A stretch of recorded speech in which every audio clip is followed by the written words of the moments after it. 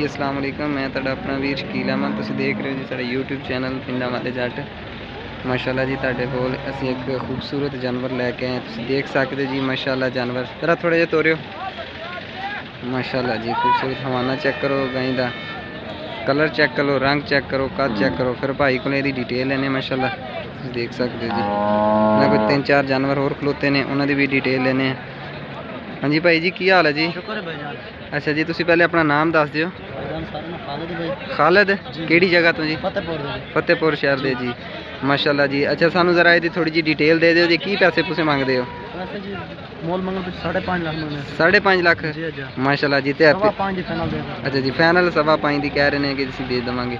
ਤੇ ਕਿੰਨੇ ਦਿਨ ਹੋ? पहला ने मुंह चौगी है भाई जी। ਪਹਿਲਣ है जी, मूँह चौगी है जी। हां जी, पल्ले बच्चा। थले बच्चा। दिन सुई हुई। तीसरा दिन कह रहे हैं सोई हुई ਨੂੰ।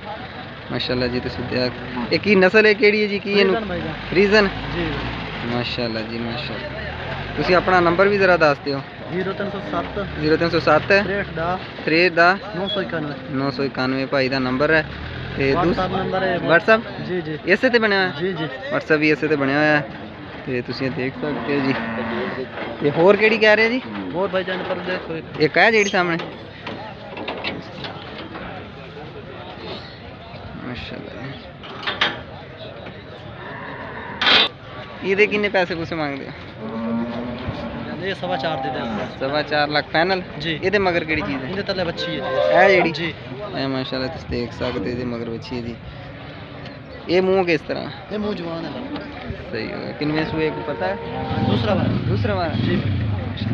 कह रहे हैं जी दूसरे बार तैयार है। तो इस गां के कितने पैसे ने? ये 3.5 दी दे।